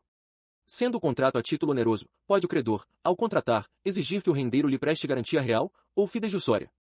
Artigo 806. O contrato de constituição de renda será feito a prazo certo, ou por vida, podendo ultrapassar a vida do devedor mas não a do credor, seja ele o contratante, seja terceiro. Artigo 807. O contrato de constituição de renda requer escritura pública. Artigo 808. É nula a constituição de renda em favor de pessoa já falecida, ou que, nos 30 dias seguintes, vier a falecer de moléstia que já sofria, quando foi celebrado o contrato. Artigo 809. Os bens dados em compensação da renda caem, desde a tradição, no domínio da pessoa que por aquela se obrigou. Artigo 810. Se o rendeiro, ou censuário, deixar de cumprir a obrigação estipulada, poderá o credor da renda acioná-lo, tanto para que lhe pague as prestações atrasadas como para que lhe dê garantias das futuras, sob pena de rescisão do contrato. Artigo 811. O credor adquire o direito à renda dia a dia, se a prestação não houver de ser paga adiantada, no começo de cada um dos períodos prefixos. Artigo 812. Quando a renda for constituída em benefício de 2 ou mais pessoas, sem determinação da parte de cada uma, entende-se que seus direitos são iguais, e, salvo estipulação diversa, não adquirirão os sobrevivos direito à parte dos que morrerem. Artigo 813. A renda constituída por título gratuito pode, por ato do instituidor, ficar isenta de todas as execuções pendentes e futuras. Parágrafo único. A isenção prevista neste artigo prevalece de pleno direito em favor dos montipios e pensões alimentícias. Capítulo 17. Do jogo e da aposta. Artigo 814. As dívidas de jogo ou de aposta não obrigam a pagamento, mas não se pode recobrar a quantia, que voluntariamente se pagou, salvo se foi ganha por dolo, ou se o perdente é menor ou interdito. Parágrafo 1. Estende-se esta disposição a qualquer contrato que encubra ou envolva reconhecimento, novação ou fiança de dívida de jogo, mas a nulidade resultante não pode ser oposta ao terceiro de boa-fé. Parágrafo 2. O preceito contido neste artigo tem aplicação, ainda que se trate de jogo não proibido, só se excetuando os jogos e apostas legalmente permitidos. Parágrafo 3. Excetuam-se, igualmente, os prêmios oferecidos ou prometidos para o vencedor em competição de natureza esportiva, intelectual ou artística, desde que os interessados se submetam às prescrições legais e regulamentares. Artigo 815. Não se pode exigir reembolso do que se emprestou para jogo ou aposta, no ato de apostar ou jogar. Artigo 816. As disposições dos artigos 814 e 815 não se aplicam aos contratos sobre títulos de bolsa, mercadorias ou valores, em que se estipulem a liquidação exclusivamente pela diferença entre o preço ajustado e a cotação que eles tiverem no vencimento do ajuste. Artigo 817. O sorteio para dirimir questões ou dividir coisas comuns considera-se sistema de partilha ou processo de transação, conforme o caso. Capítulo 18. Da fiança. Seção 1. Disposições gerais. Artigo 818. Pelo contrato de fiança, uma pessoa garante satisfazer ao credor uma obrigação assumida pelo devedor, caso este não a cumpra. Artigo 819. A fiança dar-se-á por escrito, e não admite interpretação extensiva. Artigo 819-A. Vetado, incluído pela Lei N. 10.931, de 2004. Artigo 820. Pode-se estipular a fiança, ainda que sem consentimento do devedor ou contra a sua vontade. Artigo 821. As dívidas futuras podem ser objeto de fiança, mas o fiador, neste caso, não será demandado senão depois que se fizer certa e líquida a obrigação do principal devedor. Artigo 822. Não sendo limitada, a fiança compreenderá todos os acessórios da dívida principal, inclusive as despesas judiciais, desde a citação do fiador. Artigo 823. A fiança pode ser de valor inferior ao da obrigação principal e contraída em condições menos onerosas, e, quando exceder o valor da dívida, ou for mais onerosa que ela, não valerá senão até ao limite da obrigação afiançada. Artigo 824. As obrigações nulas não são suscetíveis de fiança, exceto se a nulidade resultar apenas de incapacidade pessoal do devedor. Parágrafo único. A exceção estabelecida neste artigo não abrange o caso de mútuo feito a menor. Artigo 825. Quando alguém houver de oferecer fiador, o credor não pode ser obrigado a aceitá-lo se não for pessoa idônea, domiciliada no município onde tenha de prestar a fiança, e não possua bens suficientes para cumprir a obrigação. Artigo 826. Se o fiador se tornar insolvente ou incapaz, poderá o credor exigir que seja substituído. Seção 2. Dos efeitos da fiança. Artigo 827. O fiador demandado pelo pagamento da dívida tem direito a exigir, até a contestação da lide, que sejam primeiro executados os bens do devedor. Parágrafo único. O fiador que alegar o benefício de ordem, a que se refere este artigo, deve nomear bens do devedor, citos no mesmo município, livres e desembargados, quantos bastem para solver o débito. Artigo 828. Não aproveita este benefício ao fiador. Inciso 1. Se ele o renunciou expressamente. Inciso 2. Se obrigou como principal pagador, ou devedor solidário. Inciso 3. Se o devedor for insolvente, ou falido. Artigo 829. A fiança conjuntamente prestada a um só débito por mais de uma pessoa importa o compromisso de solidariedade entre elas, se declaradamente não se reservarem o benefício de divisão. Parágrafo único. Estipulado este benefício, cada fiador responde unicamente pela parte que, em proporção, lhe couber no pagamento. Artigo 830. Cada fiador pode fixar no contrato a parte da dívida que toma sob sua responsabilidade, caso em que não será por mais obrigado. Artigo 831. O fiador que pagar integralmente a dívida fica sub-rogado nos direitos do credor, mas só poderá demandar a cada um dos outros fiadores pela respectiva cota. Parágrafo único. A parte do fiador insolvente distribuir-se-á pelos outros. Artigo 832. O devedor responde também perante o fiador por todas as perdas e danos que este pagar, e pelos que sofrerem razão da fiança. Artigo 833. O fiador tem direito aos juros do desembolso pela taxa estipulada na obrigação principal, e, não havendo taxa convencionada, aos juros legais da mora. Artigo 834. Quando o credor, sem justa causa, demorar a execução iniciada contra o devedor, poderá o fiador promover-lhe o andamento. Artigo 835. O fiador poderá exonerar-se da fiança que tiver assinado sem limitação de tempo, sempre que lhe convier, ficando obrigado por todos os efeitos da fiança, durante 60 dias após a notificação do credor. Artigo 836. A obrigação do fiador passa aos herdeiros, mas a responsabilidade da fiança se limita ao tempo decorrido até a morte do fiador, e não pode ultrapassar as forças da herança. Seção 3. Da extinção da fiança. Artigo 837. O fiador pode opor ao credor as exceções que lhe forem pessoais, e as extintivas da obrigação que competem ao devedor principal, se não provierem simplesmente de incapacidade pessoal, salvo o caso do mútuo feito à pessoa menor. Artigo 838. O fiador, ainda que solidário, ficará desobrigado. Inciso 1. Se, sem consentimento seu, o credor conceder moratória ao devedor. Inciso 2. Se, por fato do credor, for impossível a sub-rogação nos seus direitos e preferências. Inciso 3. Se o credor, em pagamento da dívida, aceitar amigavelmente do devedor objeto diverso do que este era obrigado a lhe dar, ainda que depois venha a perdê-lo por evicção. Artigo 839. Se for invocado o benefício da execução e o devedor, retardando-se a execução, cair em insolvência, ficará exonerado o fiador que o invocou, se provar que os bens por ele indicados eram, ao tempo da penhora, suficientes para a solução da dívida afiançada. Capítulo 19. Da transação. Artigo 840. É lícito aos interessados prevenirem ou terminarem o litígio mediante concessões mútuas. Artigo 841. Só quanto a direitos patrimoniais de caráter privado se permite a transação. Artigo 842. A transação far-se-á por escritura pública, nas obrigações em que a lei o exige, ou por instrumento particular, nas em que ela o admite. Se recair sobre direitos contestados em juízo, será feita por escritura pública, ou por termo nos autos, assinado pelos transigentes e homologado pelo juiz. Artigo 843. A transação interpreta-se restritivamente, e por ela não se transmitem, apenas se declaram ou reconhecem direitos. Artigo 844. A transação não aproveita, nem prejudica senão aos que nela intervierem, ainda que diga respeito a coisa indivisível. Parágrafo 1. Se for concluída entre o credor e o devedor, desobrigará o fiador.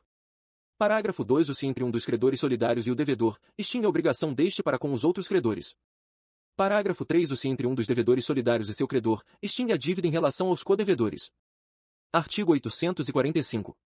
Dada a evicção da coisa renunciada por um dos transigentes, ou por ele transferida a outra parte, não revive a obrigação extinta pela transação, mas ao evicto cabe o direito de reclamar perdas e danos.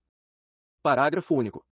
Se um dos transigentes adquirir, depois da transação, novo direito sobre a coisa renunciada ou transferida, a transação feita não o inibirá de exercê-lo. Artigo 846. A transação concernente a obrigações resultantes de delito não extingue a ação penal pública. Artigo 847. É admissível, na transação, a pena convencional. Artigo 848.